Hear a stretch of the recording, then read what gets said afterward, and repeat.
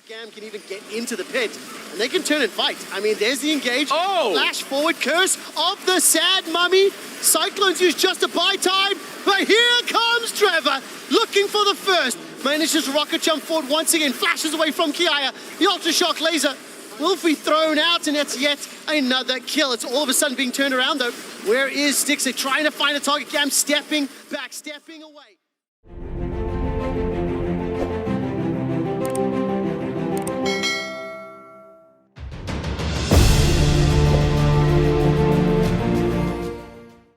Higher up on hopes, yeah. But the Amumu is now secured. So how do these teams win overall? We've talked about some of the specific champion interactions. Yeah. How did they close out the game?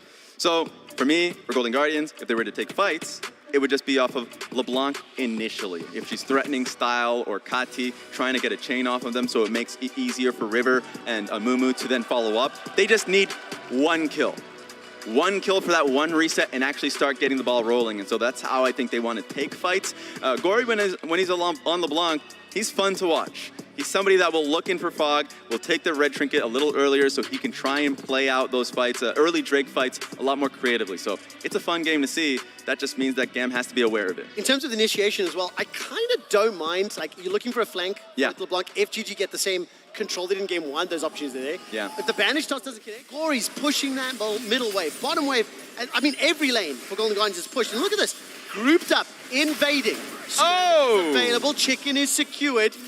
River's looking for an opportunity. No level 6s for those mid laners, so Zin now under some threat. Huhi finds the bandit. Yeah! Blast cone catches Braun. He's locked to the jungle, and first blood secured for Stixxay. This is what we were hungering for. Any type of scrapping, and we tend to get it there. Ooh, Mimic chain, 2-chain. Oh. Waiting for Shockwave. Kati's being ignited, but he's on level 5. He's only level 5, no ulti available. But not as bloody as we saw from the BLG series earlier today.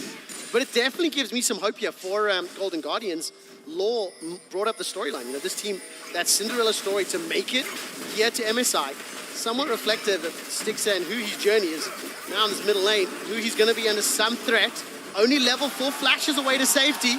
Ultimate cast occurs, so as one is killed, secured. Style forced to flash over the wall. It's a 1-for-1 in the river. I think that started with Huhi getting caught out. Big chunk of damage onto Style. Stixxay's pushing this wave out. Dragons up in 30 seconds. Both teams now contesting inside. It's a scrap. Cyclone's been used. Heartbreaker over the wall. Stixxay rocket jumps forward. Gets the E down into Style. Into the pit. That's already a kill secured onto Levi. The dragon hasn't even spawned yet. And we're committing for everything. Stixxay's got himself a kill. He's got that W available, but he's not pulling the trigger. Golden Guardians get 2 for 1, sorry. River's patience there was exceptional. Like, he was waiting a little bit more. They've been a little bit better off in smaller skirmishes, even though GAM has changed the strategy from game 1 to game 2 to allow them to play more their style. Did you cast a curse? We're going to find out. Stixxay's able to escape. The rocket jump was great. Huhi throws down the curse to the sad mummy. They've traded 1 for 1, but Stixxay's untouched. Here comes Gori, and GAM are bleeding. Styles running for his life. Got him. Mr.Shorty gets another rocket jump once again. That's a quadra on the cards. It's secured by Gori instead. 4 kills to Golden Guardians. Reset after reset. My eyes are on River, but in reality, it was Stixxay that was going forward. That one last auto that allowed him to jump over. You know what I mean? Like, it's not going to have the impact. It's obviously a little harder to execute that in potential 5v5s, which is what we're building towards right now. Let's see if he can take this fight off here. But to answer your question, yeah, it makes fighting a little bit harder in larger group situations, especially when Golden Guardians is straight stacking. They made it work in the VCS. That's why it's picked, I guess. Yeah, there it is. Yeah, exactly. There it is. Yeah, basically saying, get stuffed, Trevor. Managing to bully Licorice. Unfortunately, because there's no tower to fall back to, there's no control in the southern quadrant. It's now Kiaya that's being run down. The 2 members of Golden Guardians, teleport coming in here from Kati. Riposte by some time, but the hearts are broken of GAM. Shockwave available for Kati, 1.5 minutes to go. River continues to chase. Will be able to get back to his original form and now step back out. Gori looking for a chain. And yes, and what GAM has had. GAM are still a very fight-heavy team. They may not have the strongest early games. They haven't necessarily delivered to what I was hoping for. While that's also true, Golden Guardians have not given them any opportunities. They really have been applying the pressure. Again, they've got a Dragon Soul by 22 minutes. That has to be Two of the quickest souls that we've seen in a long time. They're going to get this Baron before GAM can even get into the pit. And they can turn and fight. I mean, there's the engage. Oh! Flash forward, curse of the sad mummy. Cyclones use just to buy time. But here comes Trevor, looking for the first. Manages to rocket jump forward once again. Flashes away from Kiaya. The Ultra Shock Laser will be thrown out, and it's yet another kill. It's all of a sudden being turned around, though. Where is Stixxay? Trying to find a target. GAM stepping back, stepping away.